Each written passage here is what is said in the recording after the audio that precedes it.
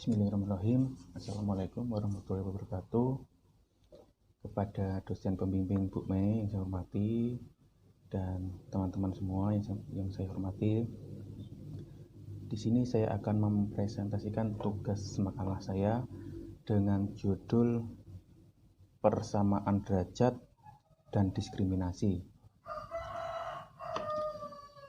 Persamaan derajat sendiri adalah persamaan yang dimiliki oleh diri pribadi kepada diri orang lain maupun masyarakat.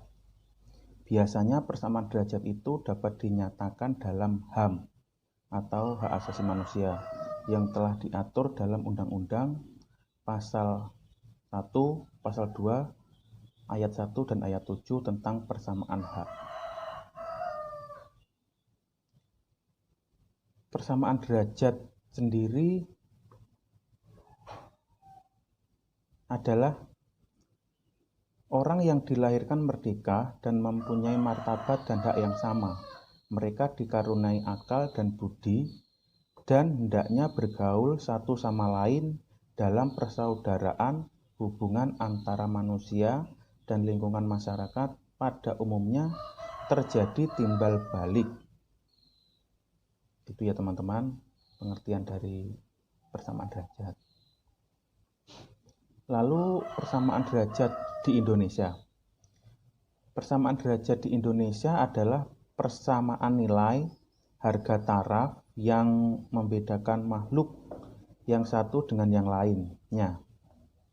Harkat manusia adalah nilai manusia sebagai makhluk Tuhan yang dibekali cipta, rasa, karsa, dan hak-hak serta kewajiban asasi manusia. Martabat adalah tingkatan harkat kemanusiaan dan kedudukan yang terhormat, sedangkan kesamaan derajat adalah tingkatan martabat dan kedudukan manusia sebagai makhluk Tuhan yang memiliki kemampuan kodrat, hak, dan kewajiban. Lalu pasal-pasal dalam Undang-Undang 1945 tentang persamaan hak diatur dalam pasal 27 ayat 1 dan ayat 2, pasal 28, lalu pasal 29 ayat 1 dan pasal 31 ayat 1 dan 2. Lalu kita berpindah ke poin yang selanjutnya adalah diskriminasi. Diskriminasi adalah perlakuan yang sifatnya membeda-bedakan antara sesama warga negara karena pengaruh keturunan, suku, warna kulit, dan agama. Pada dasarnya, diskriminasi merupakan masalah sosial yang mengakibatkan pola relasi, interaksi, dan komunikasi manusia menjadi terganggu. Diskriminasi merupakan tindakan yang mengucilkan warga negara untuk mendapatkan hak dan pelayanan kepada masyarakat dengan didasarkan warna kulit, golongan, suku, etnis, agama, bangsa, jenis kelamin, dan sebagainya. Diskriminasi pada dasarnya adalah penolakan atas HAM dan kebebasan dasar.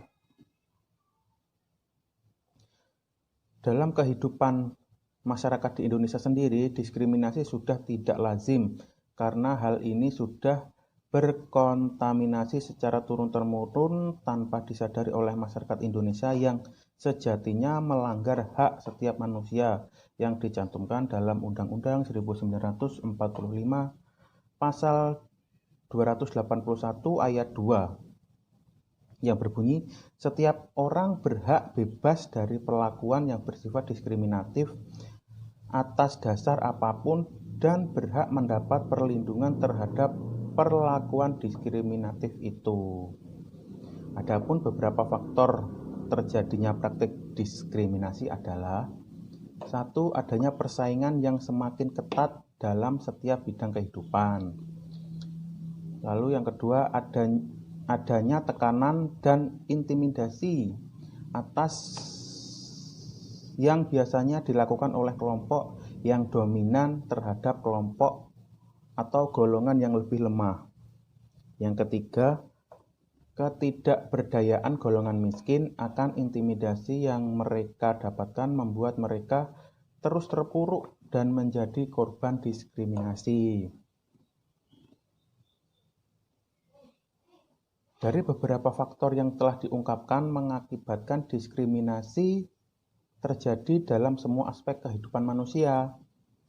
Macam-macam diskriminasi dalam keagamaan masyarakat, antara lain diskriminasi terhadap suku, bangsa, ras, dan gender, agama dan keyakinan, ideologi dan politik, adat dan kesopanan, kesenjangan ekonomi, kesenjangan sosial.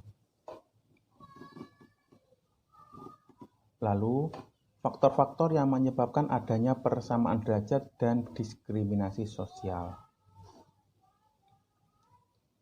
Ada beberapa faktor yang melatar belakangi terjadinya persamaan derajat dan diskriminasi sosial, di antaranya sebagai berikut. Yang pertama, faktor kekayaan. Yang kedua, faktor kekuasaan. Yang ketiga, faktor kehormatan. Yang keempat, faktor ilmu pengetahuan.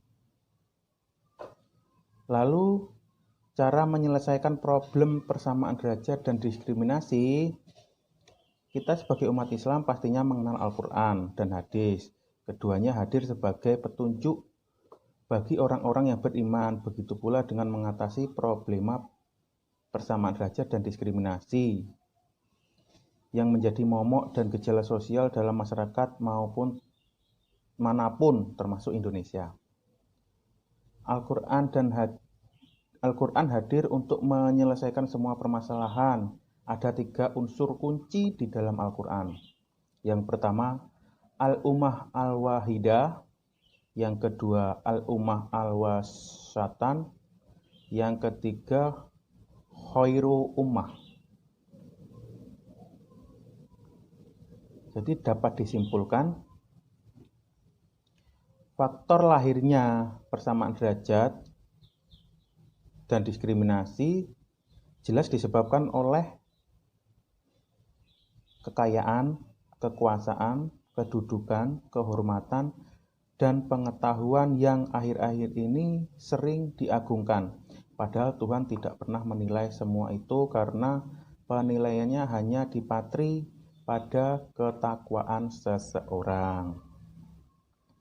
Persatuan, kebangkitan, dan tingginya rasa nasionalisme dalam segala hal bisa meruntuhkan imperium persamaan derajat dan diskriminasi.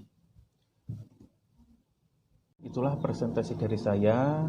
Apabila ada kurang dan lebihnya, saya mohon maaf. Saya akhiri, wabillahi taufiq wal hidayah. Wassalamualaikum warahmatullahi wabarakatuh.